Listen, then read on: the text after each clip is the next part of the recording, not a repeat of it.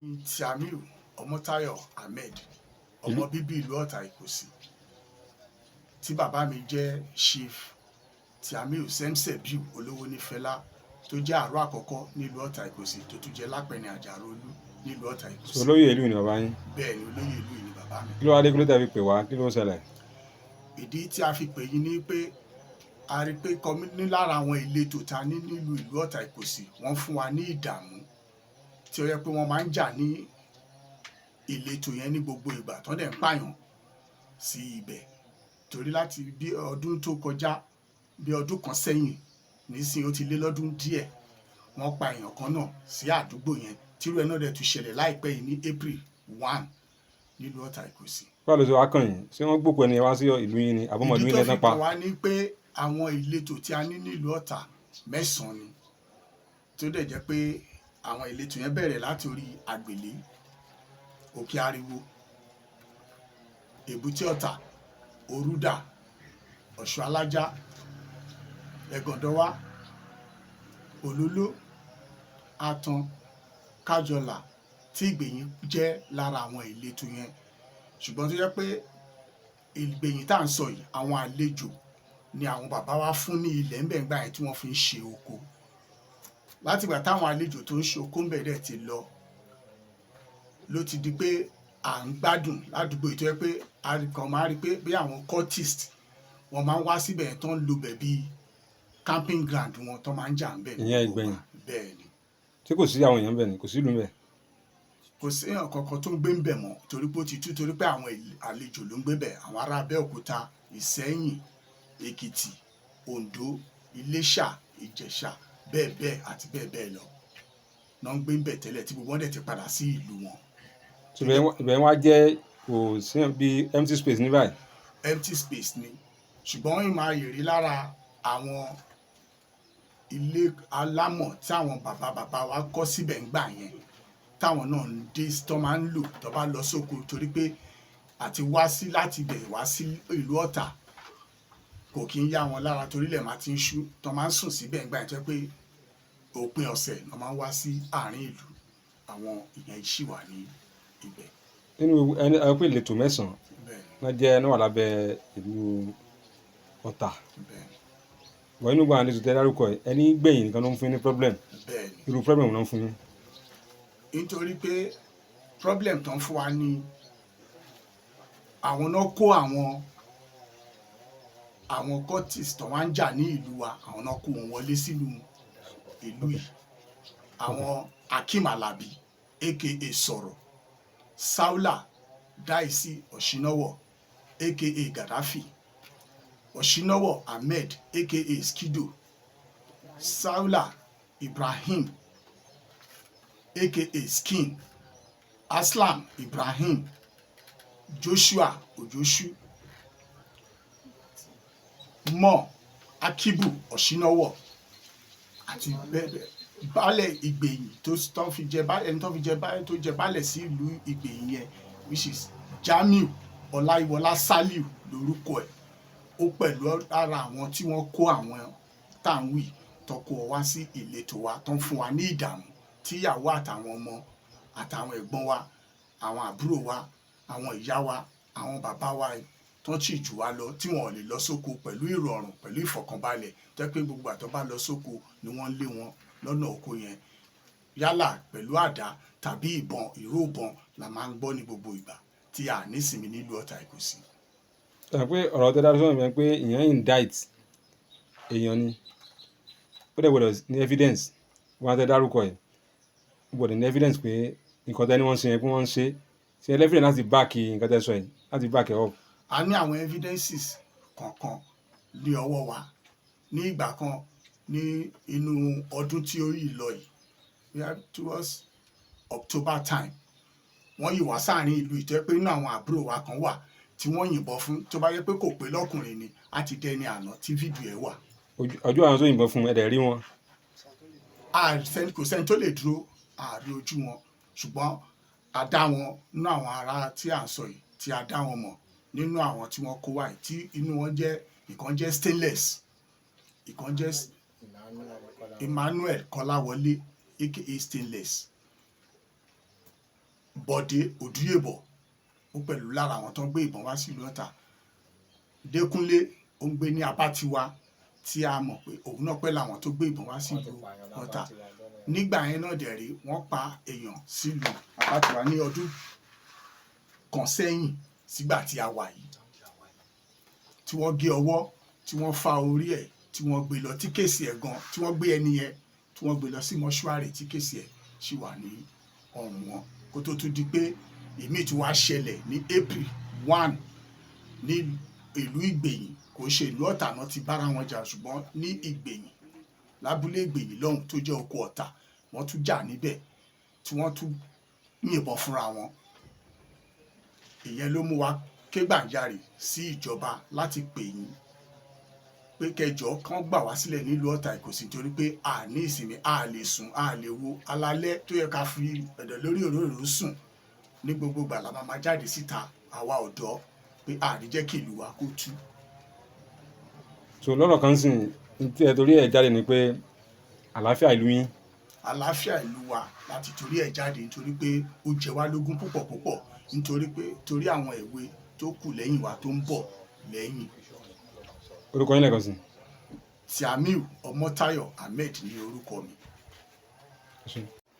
Orúkọ mi ni Chief Akeem Oríyọmí Lawal. Èmi ni tí mo jẹ́ ọmọ ìlú Ota-Ikosi Biriakadi, Lagos State. Mo lè jẹ́ abọrẹ̀ ìlú yìí. Èmi náà ni youth leader táwọn àgbàlagbà ń pè ní olórí ọ̀dọ́.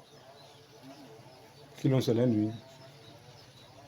Nǹkan tó ń ṣẹlẹ̀ nílùú wa ó jẹ́ nǹkan kàyéfì fún wa.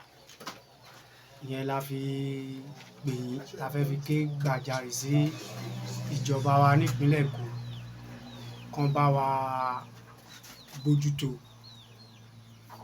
Nínú ìlú Ọ̀tà ìbáṣepá bí ìtàn ṣe wà látọ̀dọ̀ wọn bàbá ńlá wa. Nítorí èmi tẹ́ ń wo ìdílé ọba mo ti jáde, Ṣógbùyẹ ruling house nínú Ota-Ikosi. Àdẹ̀bánú tàn pé Ọ̀tà ní ìletò bíi 7, 8, 9 tí Ìgbẹ̀yìn tó jẹ́ kan nú ẹ̀. Ṣùgbọ́n nínú àwọn ìtàn tá bá yẹn náà, àwọn ìran bàbá wa náà ń fún àwọn àlejò lóko nínú Ìgbẹ̀yìn tán fi ń ṣoko. Ṣùgbọ́n ìgbà tèrò pọ̀ ńbẹ̀, wọ́n bẹ̀rẹ̀ sí ní yan olórí, ìyẹn gẹ́gẹ́ bí baálẹ̀. Nǹkan tó bá rí lọ́hùn kó fi wá máa tó wa létí ń bí. Ṣùgbọ́n ká má fọ̀rọ̀ gùn, ìyàlẹ́nu ló jẹ́ fún wa pé wàhálà máa ń ṣẹlẹ̀ ńbẹ̀ gan. Wàhálà tó wá ń ṣẹlẹ̀ ńbẹ̀ yẹn, tó bá wá ṣẹlẹ̀ torí pé ó jẹ́ ìletò Ọ̀tà náà máa ń dárúkọ. Instead tó máa fi dárúkọ pé nǹkan ṣẹlẹ̀ nílùú Ìgbẹ̀yìn, nǹkan ṣẹlẹ̀ nílùú Ọ̀tà náà máa ń pè. Just of recent ní SCDA wa yìí, Ikosi Ejire SCDA, ìletò kan náà wà, kì í ṣe abẹ́ Ọ̀tà ló wà, but òun wà níletò tó jẹ́ abẹ́ bí odò Àyàndélú tó ń pè ní Abátiwa. Bẹ́ẹ̀ náà jà ń bẹ̀, tán pààyàn, tán géwọ́, tán ṣe gbogbo ẹ̀. Ṣùgbọ́n orúkọ ìlú wa yìí máa ń hàn nínú news tán bá máa gbé jáde pé Ọ̀tà. Kò tún wá pẹ́ náà lẹ́nu ọjọ́ mẹ́ta ẹ̀ ní April 1st. Bẹ́ẹ̀ náà tún bára wọn jà, àwọn ọmọ ẹgbẹ́ òkùnkùn tó ń bára wọn jà. But nínú ìwádìí táwa ṣe gẹ́gẹ́ bí ọmọ ìlú, a rí pé àwọn kan náà máa ń kó àwọn ọmọ yẹn wá sí inú Ìgbẹ̀yìn yẹn. Torí Ìgbẹ̀yìn yẹn náà abúlé ni, but àwọn táwọn bàbá wa fún ní oko láti ṣe ń bẹ̀, wọ́n ti kọ́lé alámọ̀. Ṣùgbọ́n gbogbo oníkálùkù ti padà sí ìlú wọn, àwọn bí Ọ̀yọ́, Abẹ́òkúta náà wá ṣoko ń gbà ẹ̀. Ṣùgbọ́n nílùú ẹ̀ náà làwọn ọmọ yẹn máa ń háìdì sí, tó fi máa ń ṣiṣẹ́ kíṣẹ́. Ìgbà míì ẹ máa gbọ́ pé wọ́n gba ọ̀kadà lọ́nà ọbẹ̀, ṣùgbọ́n tó bá máa sọ Ọ̀tà náà máa pè, torí pé kì í ṣe ìlú tó lórúkọ, but Ọ̀tà mọ̀ pé ìletò òun ní Ìgbẹ̀yìn yẹn. Èyí tó wá ṣẹlẹ̀ lẹ́nu ọjọ́ mẹ́ta yìí, ọjọ́ ọdún tiẹ̀ ni, gbogbo wa náà ń gbayọ̀ ọdún ni. Ẹlòmíì tó ń ṣe Christian ó lọ sóko.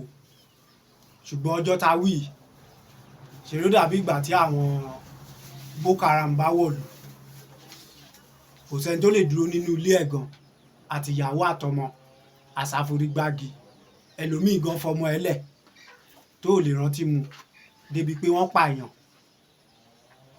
Ṣùgbọ́n nǹkan tó wá yà wá lẹ́nu pé ẹni tí ìlú Ọ̀tà tó fi ṣe olórí sí Ìgbèyìn yẹn gẹ́gẹ́ bí baálẹ̀ pé nǹkan tó bá rí ń bẹ̀ kó wá máa jíṣẹ́ fún àwọn tọ̀tà wọ́n padà lọ ṣe àwọn arúmọjẹ lórí mídíà láti fi gbórúkọ yẹn kúrò lórí ara wọn pé Ọ̀tà àwa tá jẹ́ ọmọ Ọ̀tà là ń ṣe àwọn nǹkan yẹn tó dẹ̀ jẹ́ pé irọ́ tó jìnnà sí òótọ́ pátápátá ni tó fi hàn dáadáa. Ọ̀tọ̀ náà parọ́ pé ọlọ́dẹ ni táwọn olóyìnbó ń pè ní hunter tí ọ̀gá ọlọ́pàá kan jẹ́rìí sí pé investigation àwọn fi show pé ìwádìí àwọn fi show pé kì í ṣe hunter. Gbogbo ìyẹn wọ́n fẹ́ kí nǹkan yẹn kúrò lórí àwọn kó má bàa dárúkọ wa náà fi ń dá nítorí ó tẹ̀ yà mí lẹ́nu tí mo gbọ́rúkọ mi nú. orúkọ yín wà náà àwọn tó ní kí náà lè ṣe. Wọ́n sọ pé àwa la lọ jà àbáwa la lọ pààyàn àbáwa la lọ kó àwọn tó. Ìlú mi dẹ ni ìlú Ọ̀tà yìí táwa ò lè jẹ́ kó bàjẹ́ débi pé a máa lọ kó àwọn jàǹdùkú àbí ẹgbẹ́ òkùnkùn pé kán wá jà nílùú. Àwa ò ní jẹ́ kí ìlú bàjẹ́ ṣùgbọ́n ó jẹ́ nǹkan tó yà wá lẹ́nu torí ẹ̀ la ṣe ké gbàjarè fún ìjọba ìpínlẹ̀ Èkó àti gbogbo ọ̀gá ọlọ́pàá pátá kán bá wa bójútó ọ̀rọ̀ ìletò Ìgbèyìn. Wàhálà wọn pọ̀ wàhálà wọn ó pọ̀ jù débi pé ìgbà míì tán bá kó àwọn ọmọ yẹn dé kò sẹ́nikẹ́ni tó lè lọ kó o pé ẹ fẹ́ lọ roko lóko yín ẹ lè lọ o.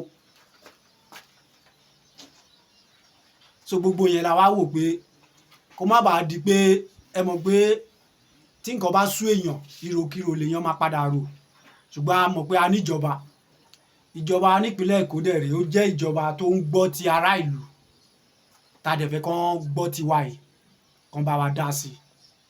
Àwọn tó ń kó wọn wáyìí ẹni tó ń pè ní Jamiu Soliu yìí òun náà fi ṣe baálẹ̀ ó láwọn Sàngbè bí Dáìsí Ọ̀ṣínáwọ̀ Aslam Ibrahim Joshua Àríjẹ Emmanuel Kọ́láwọlé tó náà òun jẹ́ Stainless oríṣiríṣi orúkọ lẹ́ máa gbọ́ bí ikú bí àrùn bí igbá Akeem Alabi tí gbogbo ayé mọ̀ sí sọ̀rọ̀ náà máa ń pè Okolotu ẹni tó ń kọ́ àwọn ọmọ jàǹdùkú ìwà àwọn ọmọ ẹlẹ́gbẹ́ òkùnkùn yìí tí ò dẹ̀ ń ṣe ọmọ Ọ̀tà. Akeem sọ̀rọ̀ yìí ò ń ṣe ọmọ Ọ̀tà èmi bí mo ṣe wà mo ti pé 54 years tí mi rírí pé tí mi ìtẹ̀gbọ́ ní ìtàn pé ń ṣe ló jẹ́ family Ọ̀tà rárá ṣùgbọ́n àwọn náà wá ń fún wa ní problem tó ń terrorize wa kíjọba gbà wá lọ́wọ́ wọn torí iṣẹ́ oko ló pọ̀ jù tá à ń ṣe kì í ṣe gbogbo wa náà la máa ṣe iṣẹ́ ìjọba kì í ṣe gbogbo wa náà la máa tajà tá bá lọ sóko a lè lọ tá bá lọ sódò a lè lọ àwọn ìyàwó wa ò lè lọ sọ́jà tí aago 6 àbọ̀ bá ti lù ẹ máa rí ìlú yìí ń ṣe ló máa dàbí ahoro tó nílẹ̀kùn máa ti tilẹ̀kùn torí àwọn ará bí tá à ń sọ yìí wọ́n ti wá sáàárín ìlú ń bírí sáàárín Ọ̀tà gangan tó wá da gbogbo ìlú rú tó gba fóònù tó fọ́ ṣọ́ọ̀bù oníṣọ́ọ̀bù tó káṣọ lórí kọ́ aṣọ tó ń sá síta wọn ká gbogbo ẹ̀ ṣùgbọ́n kò sẹ́yìn ìgbà tá àtẹ̀lé dúró ta ló fẹ́ rí ìbọn tó máa dúró ìró ìbọn la kàn ń gbọ́ àkúmọ̀rú ìbọn náà gan ṣùgbọ́n àwa mọ̀ pé kò sẹ́ni tó jùjọba lọ. ṣáájú àsìkò yìí nítorí pé ẹ sọ̀rọ̀ síta báyìí ǹjẹ́ ẹ sọ fáwọn agbófinró pàápàá alága ìjọba ìbílẹ̀ Ìkòsí. gbogbo ẹ̀ láti ṣègbésẹ̀ kò sí ìgbésẹ̀ tá a ṣe débi pé nínú ìlú yìí náà á lọ́ba ọba wa jẹ́ èèyàn tó lákìtìyàn púpọ̀ ṣùgbọ́n tó bá ránṣẹ́ pè wọ́n máa ní kì í ṣe ẹni tó lè pè àwọn bó kéré so gbogbo yẹn náà la rò mọ́ra wọn pé tó bá ti ń rí báyìí náà tá bá tún pariwo báyìí táwọn ọlọ́pàá tá à ń sọ fún tó jẹ́ ọlọ́pàá agbègbè wa ń bì tọ́wọ̀n bá gbọ́ àtún ké gbàjarè sí ìjọba torí ẹ̀ la ṣe ń ké gbàjarè báyìí pé kán gbà wá kán jọ torí Ọlọ́run kán gbà wá so a jẹ́ bí ọ̀rọ̀ náà ṣe jẹ́ nìyẹn. orúkọ yín lẹ́ẹ̀kan sà. Orúkọ mi ni Chief Akeem Akínbọ́lá Oríyọmí Lawal tó jẹ́ abọrẹ̀ ìlú Ota-Ikosi, mo dẹ̀ jẹ́ olórí ọ̀dọ́ nínú Ota-Ikosi yìí náà. ẹ ṣé. Orúkọ mi ni Ibrahim Ekemode, ìlú wo la wà yìí? Ota-Ikosi, lábẹ́ ìjọba ìbílẹ̀ o. lábẹ́ ìjọba ìbílẹ̀ Èkó, Ikosi, SCDA Ikosi Ejìnrìn. kí ló ń ṣẹlẹ̀ nínú yẹn? kí ló ń ṣẹlẹ̀ nínú yín báyìí? Nǹkan tó ń ṣẹlẹ̀ ń lu wa ni pé àwọn ìlú kan wà ní under Ọ̀tà, ìletò bíi méje àbí mẹ́jọ ṣá lánàá. Ara wọn ní Èbúté Ota-Ikosi, Ẹ̀gọ̀dọ́wà, Òlóló, Ìgbẹ̀yìn, Àgbèlé, Ọ̀ṣọ́ Alájá, Àtàn, Kájọlà, bẹ́ẹ̀ bẹ́ẹ̀ lọ. so kí ló wá ṣẹlẹ̀? àwọn ló ń fún yín wàhálà, àwọn ẹ̀ ń bá jà, àwọn ẹjọ́ ń jà, àwọn ló ń dààmú yín. Àwa ò báyàn jà, àbáyàn jà, kò sẹ́ni tá a bá jà. Àwọn ìlú kan wà tó jẹ́ Ìgbẹ̀yìn yẹn, àwọn ló ń fún wa ní big problem jù, tó ń ṣe problem kékeré o. Ní Easter Monday nínú ìletò Ọ̀tà ní Ìgbẹ̀yìn yẹn, àwọn ló ń fún wa ní problem. Ní Easter Monday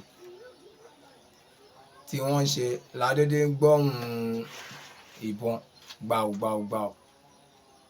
Gbogbo èèyàn wá ń pè wá pé ń bo láwa ẹ kúrò nílùú, a lè kúrò nílùú tán ti bí wa o, nílùú bàbá wa o, nílùú tí mo lè jọba nú ẹ̀, mi lè kúrò ní ìlú. Ń pè nǹkan tó ṣẹlẹ̀ pé màá fi orí mi pamọ́ sí ibì kan o.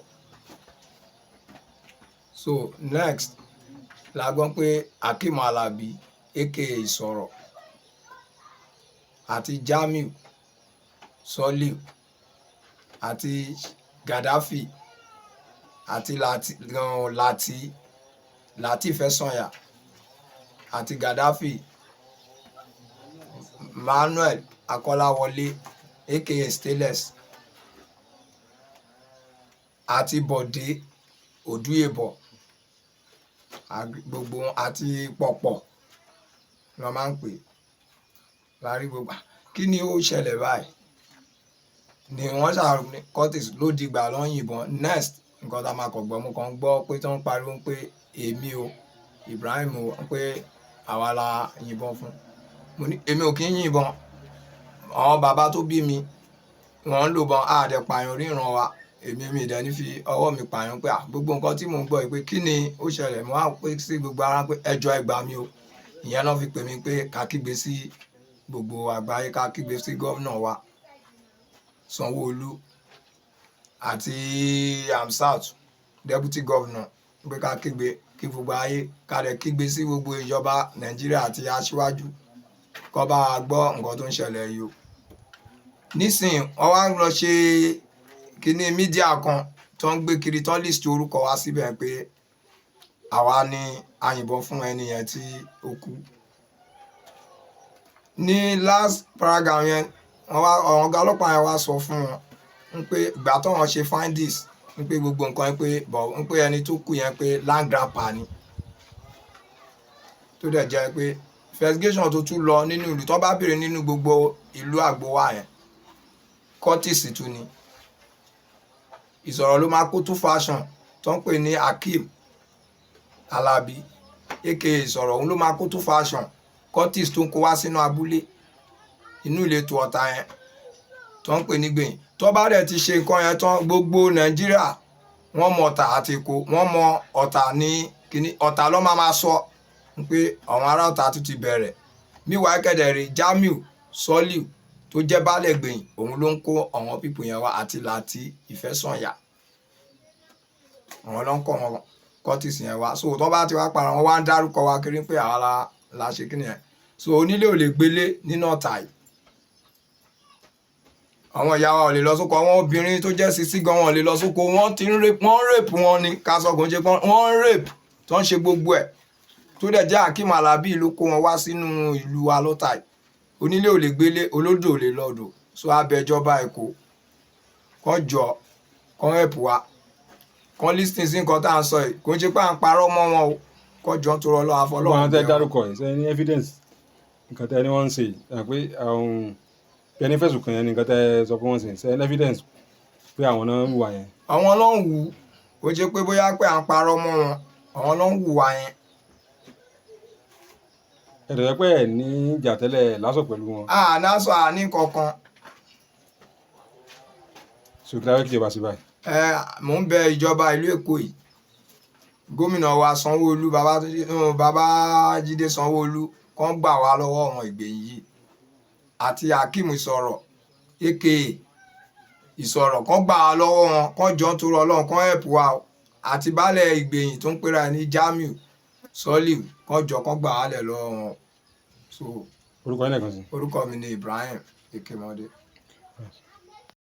Waliu Sulaimon Ojoge, ìlú làwọn ẹ̀ sà. Ota-Ikosi. Kí ló ń ṣẹlẹ̀ ńlùú yìí. Ó yà wá lẹ́nu pẹ̀lú gbogbo nǹkan tó ń ṣẹlẹ̀ ńlùú yìí. Àwọn ẹ̀gbọ́n mi pẹ̀lú àwọn àbúrò mi wọ́n ti sọ èyí tó jù ní ọ̀rọ̀. Àmọ́ nǹkan tá a nídìí lọ́wọ́lọ́wọ́ báyìí ni pé ààbò tó bó máa ṣe bí Lagos State Governor Babájídé Sanwó-Olú bó máa ṣe dáàbò bò wá. Nítorí pé a lè sùn a lè wo lálẹ́ báyìí tẹ́ bá máa débi láago 6 everybody á ti wọlé kò sẹ́ olóko ò lè lọ olódò ò lè lọ. Gbogbo nǹkan tó sọ kì í ṣe pé wọ́n fi parọ́ mọ́ wọn.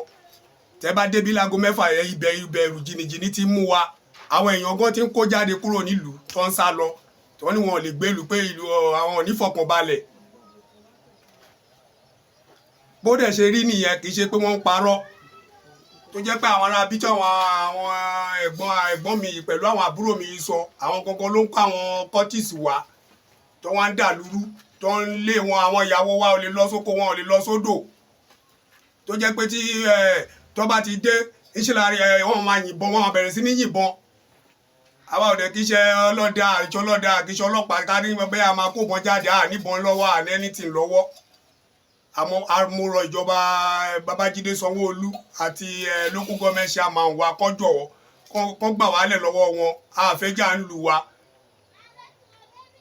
ẹ̀sìn bàbá kí lẹ́yìn fẹ́ sọ sí àwọn ọ̀rọ̀ tó ti sọ́lẹ̀ orúkọ tí lẹ́kùnrin rẹ̀. orúkọ mi ni Jamiu Adélájà èmi rí ẹlẹ́kùú àgbà ìlú Ota-Ikosi Chief Jamiu Adélájà. so kí ló ń ṣẹlẹ̀ sà kí lẹ́yìn fẹ́ sọ sí nǹkan táwọn èèyàn ti sọ. ṣáàbẹ̀ ẹ̀wọ̀n ìjọba ẹnìkan gbẹ́ ni náwó wọn ra ìletò ìgbẹ̀yìn wàhálà àwọn kẹ́ni sí ìlú Ọ̀tà ó pọ̀ jù olóko lè lọ olódò lè lọ odò ẹjọ́ kan gbá ẹni o wàhálà yìí pọ̀ jù ṣáàbẹ̀ ìjọba kan wọn gbẹ́ ẹni náwó dídí àwọn Jamiu Saliu Daisy Garavi Lateef Sanya Bọ̀dé Odùyẹ̀bọ̀ bẹ́ẹ̀ lọ wàhálà àwọn kẹ́ni sí ìlú Ọ̀tà pọ̀ jù olóko lè lọ olódò lè lọ odò ẹjọ́ kan gbẹ́ ẹni náà wọn ṣáàbẹ̀ ìjọba ẹnìkan jọ kan gbẹ́ ẹni náà wọn. ẹ ṣé.